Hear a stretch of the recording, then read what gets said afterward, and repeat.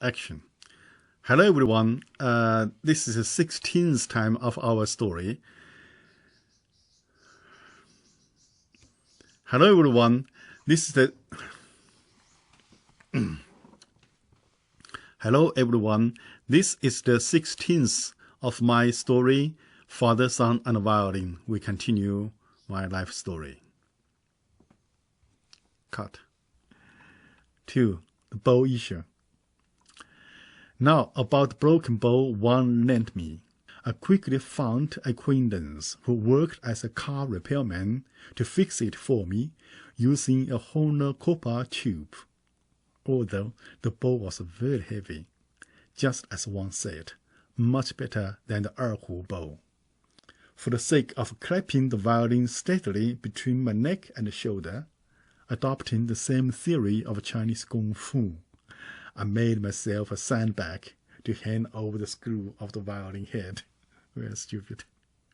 Compared with that, the overweight bow became insignificant. Unfortunately, the prosperity did not last long. One day, when I was tired after a long hard practice, I put the bow on a bench. Just a few minutes later, back from the public toilet, I found my brother Danxin was rubbing his button from pain. Before I could feel amused, I saw my bow stick was divided again into more than 2 pieces. Oh, my Chairman Mao! Now what? To fight with him, I could not win, and scoring him wouldn't put my bow back together again. Though Danxin hinted he wouldn't hit back, I stood there, still miserable. Seeing me begrudgingly saying goodbye to the remains of my dear bow, in fact, not my bow, but a bow I borrowed from one, as we agreed. Looking at me with such sadness and remorse, my brother said, "How much would it cost to buy a stick like that?" Danxin had no alternative but to painfully break 2 of his bamboo-made down cash box he saved every day for many years. While we were busy counting the money, coin by coin, the younger brother of our mother came to see us from Zunyi, the Holy Revolutionary site that was Mao's base during the Civil War, but then and now still among the poorest places in China. This explains why, for him, coming to see us was less important than coming to buy some pork fat to fry in oil. By that time, each Chinese head was rationed very limited plant oil per month. For the sake of buying fat pork for Uncle, I had to get up at 4 o'clock in the dark next morning to line up in the cold. After 5 hours, Uncle was very pleased with fat pork in his hand, but at the same time disappointed that the pork was not as oily as he would have wished. All the same, he repeated, "I don't know how to reward you. I don't know how to reward you. But I know how you could reward me. I captured that once in a lifetime opportunity and requested. In fact, you don't have to reward me. Just lend me 15 renminbi. 15 renminbi at that time was 1/3 of his monthly salary. Okay, I'm sorry, Uncle." I pleaded, explaining how important the money was to me. To put the importance concretely, to buy a violin bow for me now will change my life. Repeatedly, I promised that he would get his money back with a tremendous profit when I grow up. The fact is, I paid 1,500. You know how many times more. 15 renminbi to 1,500 renminbi. Of course, year changed, but still a lot more than I borrowed from him. He could not get any better investment. Okay. Immediately following, I handed over a letter to him. I begged to borrow money later. In the letter, I also begged him to keep it a secret from my mom. because I knew my mom would be very angry. Ladies and gentlemen, think about that. How a 14-year-old boy could do such a thing. How strong his desire to play the violin must be. Ladies and gentlemen, think about this. A 14-year-old boy could do such a thing. How strong his desire to play the violin must be. That was me. Okay, I did it. I don't know whether my uncle was moved by my passion. That's not important. What was important is that he gave me the money, although not directly in my hand, but into the hand of my mother. Mother did not only put the sum in my hand, but also severe scolding. Frankly speaking, not to mention the scolding, even a severe beating would have been worth the venue. Luckily, I bought a nice used violin bow at a second-hand shop with the money, but to my extraordinary bitterness, only a few days later, one saw my new bow and said to me, "Since you already have your own bow, how about returning my broken bow to me?" When he was told that his broken bow was even more broken, his face turned very serious. Again and again, he emphasized the importance of that broken bow of his. To me, that meaning was very obvious. He wanted my new bow to compensate for his old broken bow. I felt I was being cheated and trapped. I ran straight to Lu Xiaobing's home to express my fury.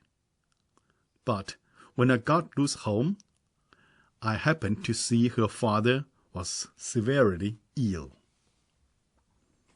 "Why not take him to the hospital?" I asked. "We just got back from the hospital. The doctor says he's not sure from which disease my father is suffering," Lu said to me with tears. At that time in China, it was the same throughout the whole country. Doctors who could actually cure diseases were sent out to be labor reformed. The remainders, those left in the hospital, were those who could not cure diseases. Don't worry, let me think."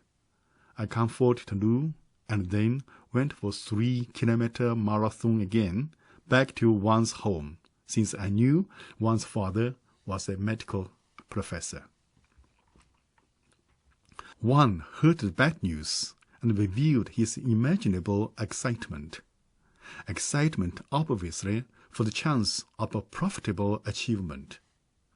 Profitable not for money, but for beauty. Together, we raced to Lu's home again. At Lu's home, the way one called Lu's parents, "Lu Mama, Lu Papa," made my toothache so badly they felt as though they will soon fall off. That vinegar flavor proved that I did in fact like Lu, quite a bit perhaps. But that was a very critical moment, a moment not to fight for a girl, but for the life of Lu's father. Wang took an old notebook out from his pocket and wrote down all the details about Lu's father's symptoms. Ignoring Wang's no thank you, I took the marathon again for the 4th time, back to Wang's home with him. Wang's father was waiting for us, hearing his son's report. The professor anxiously said Lu's father might be suffering from a kind of acute inflammation. If not treated in time, his life could be in danger. The professor quickly covered his face with a big hat and carried a common army bag in his shoulder. Together, the 3 of us hurried to Lu's home, for me the 5th marathon in the same day. And later I have to go back, there'll be 6 times marathon. One day. Wow. Long distance. I remember it was very tiresome. As soon as we arrived at Lou's home, the professor took some medical instruments out of his bag and examined Lou's father. Quickly, the professor wrote a letter and asked Lou's family to take the father to a recommended hospital and talk to a specific doctor at once. Afterwards, the professor reminded me, "Don't bother to anyone about today." One explained to me that as his father was supposed to be a knockdown anti-revolutionary scholar, the professor did not wish to bring trouble to others for his underground medical activities. That's why only in darkness would the professor see the patients who shouted "knock him down" during the daytime. This also explained why my friend Wang Shiyi needed a notebook with him all the time. Just like that, the life of Lu's father was saved. A few days later, when Lu's father recovered, the working-class mother said to her daughter, Lu Xiaobin, "Who said your tall friend comes from bad family? I think his family is very good." The mother's words made Lu flushed with shame. She explained, "His name is Wang, not my friend, but a friend of my schoolmate Chen. In fact, I don't even know that tall one very much." Lu's father's instinct alleviated the crisis of the bow problem, yet it remains unsolved. I checked almost all the musical instrument shops in Changsha, hoping to find a bargain. One day, I passed the Changsha May 1st cultural goods store. The memory of being chased out by that little fat man made me nervous. I finally encouraged myself enough to walk in again. To my surprise, that 28 renminbi violin was still there, only the price was reduced to 20 renminbi. Okay, 8 renminbi cheaper. With excitement, I decided to contact my dear aunt, who used to be the closest to me in the world. I wrote a letter to her, the same letter I wrote to my uncle, the mother's brother, with the content, "To buy a violin bow for me now could change my life. You will get your money back with tremendous profit when I grow up," etc., etc., etc. Finally, I also added the request to keep it a secret from my parents. 2 weeks later, Aunt came to see me from her hometown Xinhua to exploit the working convenience, as she explained. I took my aunt to the Changsha May 1st cultural goods store right away, partly as I was looking forward to meeting that short fat fellow again. After we arrived, Aunt gave me 20 renminbi, twice explaining that 5 out of that 20 were given by my Uncle Din. I threw the sum on the counter, as I dreamed of doing for such a long time. What a pity that short fat man wasn't there. Only the thin lady was present. When I opened the violin case, I found the neck of the violin was off of the body. The sales lady argued, "Because of that, we reduced the price. Find someone to glue them together, it will be as good as new." "Oh no need to find someone. That I can do it myself," I replied proudly.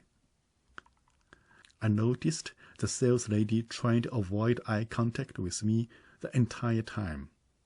Purposely, I asked, "You do remember me, don't you?" "No, I don't," she denied coldly. Seeing me disappointed, she changed her tone. "Nowadays, what good does it do to remember so many things?" She paused. "You're much taller now. You used to come here very often. How could I forget you?" "That's very nice of you to remember me," I was half satisfied. "But do me a favor, please send my regards to that fat man and tell him that that child has bought the violin." I spelled that out with great pleasure. "Xiaogao? You mean my Xiaogao?" Her voice trembled. "All right, I will forward your greeting to him when I also go there." Go where? I puzzled. He's gone, she answered in an undertone. Gone where? I asked again loudly. Dead! D-E-A-D, dead, she shouted. What?